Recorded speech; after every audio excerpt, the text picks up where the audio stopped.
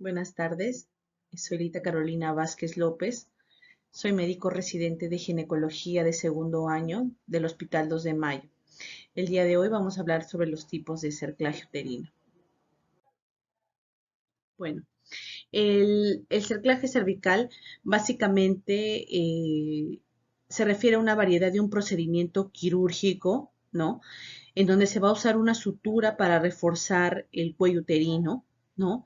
El cerclaje uterino tiene básicamente la indicación de la prevención y el tratamiento de la incompetencia cervical, que es un diagnóstico que se va a presentar en aproximadamente un 10% de las causas para parto pretérmino espontáneo, ¿no? Hay factores de riesgo importantes para este tipo de patología, ¿no? Como es el antecedente de la incompetencia cervical en gestaciones previas. Asimismo, las infecciones intramnióticas subclínicas pueden representar también un factor importante para la incompetencia cervical. Otros pueden ser los defectos del tejido conectivo a nivel del cervix, ¿no? Pueden ser patologías congénitas o también dentro de ellas cirugías cervicales previas, ¿no? La hipoplasia cervical también es una condición importante para este tipo de patología. Hay que considerar en este punto, ¿no?, que el cerclaje se va a realizar a las pacientes que estén en condiciones que cumplan algunos criterios y está contraindicado para algún otro tipo de pacientes, ¿no? Como pueden ser, por ejemplo, pacientes que ya se haya dado el diagnóstico de infección intramniótica, ¿no? Que tengan una ruptura prematura de membranas, también está contraindicado. Además, también puede estar contraindicado en pacientes que se encuentren ya en trabajo de parto pretérmino o que incluso se haya evidenciado la pérdida fetal, ¿no? De bienestar fetal, ¿no? Los tipos de cerclaje que tenemos van a ser, el primero de ellos, del que vamos a hablar, es el cerclaje indicado por historia clínica, ¿no? O por historia obstétrica. Este tipo de cerclaje está considerado como un cerclaje profiláctico, ¿no? Un cerclaje primario. Se va a dar este tipo de cerclaje de forma electiva, ¿no? Aquí para este tipo de cerclaje, va a ser previo a la evidenciarse modificaciones cervicales, no va a haber cambios, ¿no? Además, pues la paciente debe haber tenido un antecedente de incompetencia cervical en alguna gestación previa. Este tipo de cerclaje se va a realizar entre las 13 y las 16 semanas de gestación, ¿no? Básicamente se da en esta edad gestacional luego de haber hecho el cribado de aneuploidías, ¿no? Que se hace a partir de las 12 semanas de gestación, ¿no? Y pasando estas semanas de riesgo, se va a realizar este tipo de cerclaje. Hay, hay gestantes que son candidatas para este tipo de cerclaje, ¿no? Y vamos a considerar dentro de ellas gestantes que hayan tenido historia previa, ¿no? De 2 o más pérdidas fetales en el segundo y el inicio del tercer trimestre. Otro punto importante o una gestante que va a ser tributaria a este tipo de procedimiento es que haya tenido una historia de una pérdida fetal en el segundo o el inicio del tercer trimestre, pero después de algún procedimiento quirúrgico a nivel cervical, como es la conización cervical, ¿no? Otras gestantes que pueden ser tributarias son las que tengan el antecedente de haberse realizado un cerclaje indicado por ecografías, ¿no? En una gestación anterior, ¿no? Y que a pesar de este procedimiento haya presentado nuevamente un parto pretérmino.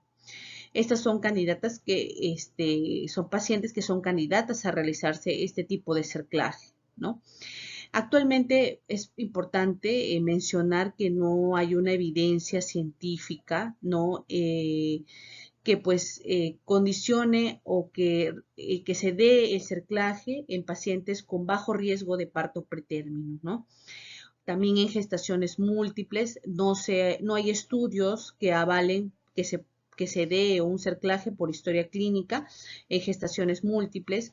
Además, tampoco si no se evidencia un cervix corto en un embarazo previo, ¿no? tampoco debería realizarse este tipo de procedimiento, ¿no? Si ya una gestante que tenga una historia, ¿no? De una pérdida fetal, ¿no? Solamente una, puede ser que sugiera la incompetencia cervical, pero no es determinante para poder realizar un cerclaje por historia clínica, ¿no? Además de esto, hay que considerar que el cerclaje se puede dar o se puede realizar de dos formas, ¿no? Tanto la vía vaginal como la vía abdominal. El procedimiento básicamente es más común de forma vaginal, pero sí, si bien es cierto, también se puede realizar de forma abdominal, ¿no? Mediante una laparoscopía o laparotomía, ¿no? Y básicamente en ambos formas, ¿no? Se realiza en la misma edad gestacional, entre las 13 y las 16 semanas de gestación.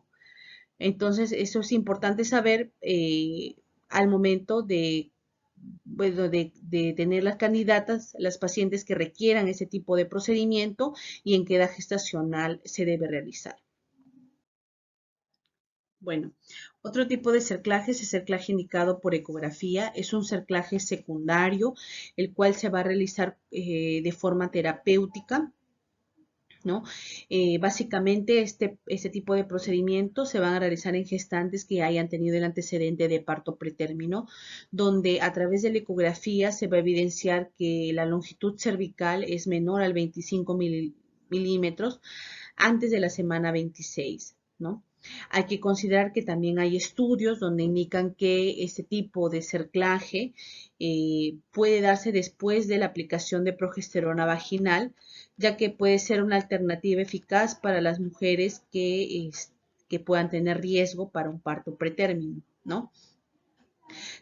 Evaluando también así el contexto clínico de la paciente, ¿no? El cerclaje básicamente va a estar dado por, o podría darse, luego de que ya se objetivice el acortamiento progresivo del cervix, ¿no? Y por tal motivo debería seleccionarse la paciente y ver cada caso, ¿no? Hay que considerar también que este tipo de cerclaje va a tener un riesgo de ruptura accidental de las membranas fetales que pueden conducir un parto extremadamente prematuro, ¿no? Inclusive, ¿no? Hay muchos médicos donde pueden evitar este tipo de cerclaje a esta edad gestacional por el riesgo de la ruptura prematura de membranas, ¿no? Es por ello que el procedimiento debe individualizarse para el logro del logro del cerclaje, ¿no? Además, también dentro de los tipos de cerclaje, este tipo de cerclaje hay evidencia, hay literatura donde se evidencia de que, por ejemplo, en embarazos gemelares puede haber una disminución de la prematuridad y la morbilidad, ¿no? Es el único tipo de cerclaje que hay evidencia que puede reducir, ¿no? Estas complicaciones en los embarazos gemelares, ¿no? Los demás tipos de cerclaje no hay evidencia de que deberían usarse para este tipo de embarazos, ¿no? Eh, es por ello también que es importante individualizar el caso, ¿no? Y considerar también que el procedimiento debe ser realizado por un profesional que esté capacitado, que tenga la experiencia para realizar ese tipo de procedimientos, para evitar así las complicaciones que se pueden producir, ¿no?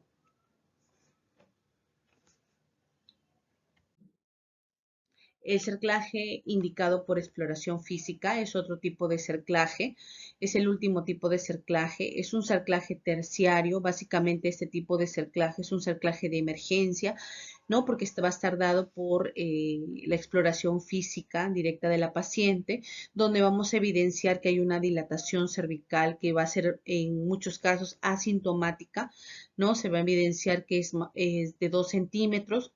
En ella se puede evidenciar membranas visibles a través del orificio cervical, ¿no? Este tipo de procedimiento también se puede realizar antes de las 26 semanas de gestación, ¿no? Hay estudios donde indican que no se debe colocar más allá de las 28 semanas, ¿no?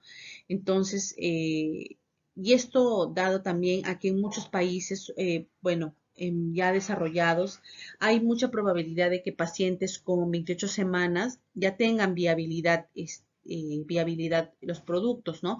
Entonces, es por ello que en muchos casos no se recomienda que sobrepase los 28 semanas de gestación.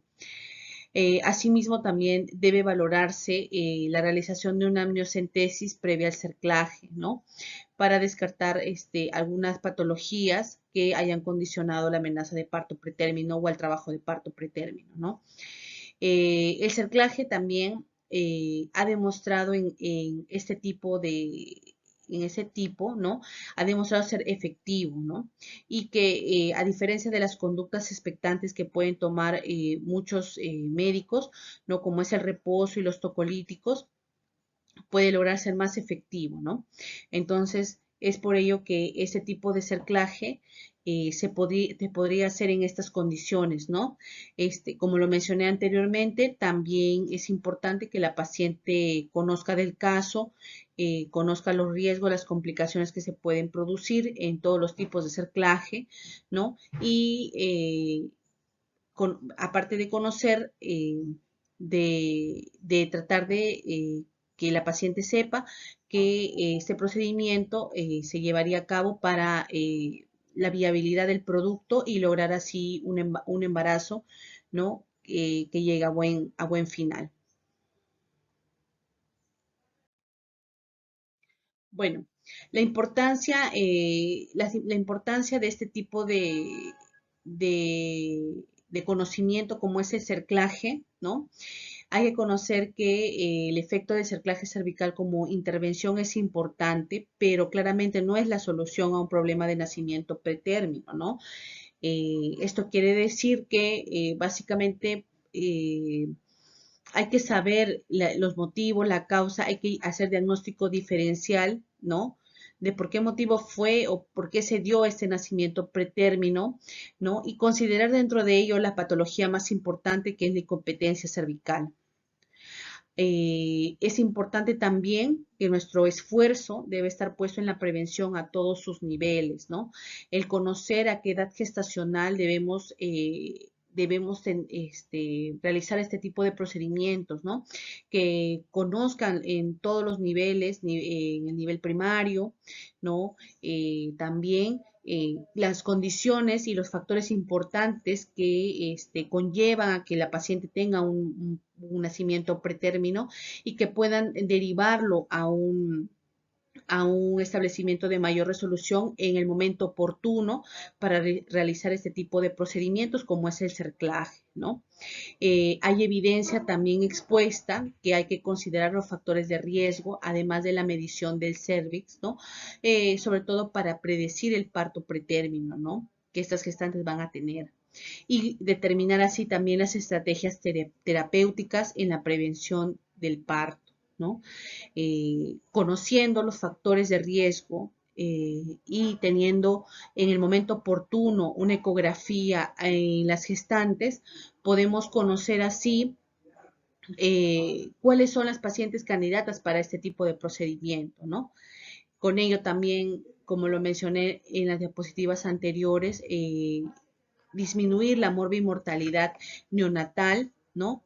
Y, y considerar también que las pacientes puedan lograr una gestación, ¿no? Exitosa, ¿no? Evitando así también que tengan otros partos más, ¿no? Pretérmino, ¿no? Algunas de las conclusiones que hemos llegado es que básicamente el cerclaje cervical es el tratamiento convencional para la insuficiencia cervical, ¿no? No hay estudios, eh, no hay estudios, no todos los estudios que se han llevado a cabo demuestran su eficacia, pero hay muchos que avalan este tipo de procedimiento con las condiciones de algunas pacientes, ¿no? hay que también, el momento del cerclaje también va a afectar el resultado, ¿no? Esto quiere decir que hay que conocer la edad gestacional de las pacientes para el logro del cerclaje, ¿no? Estas pacientes deberían tener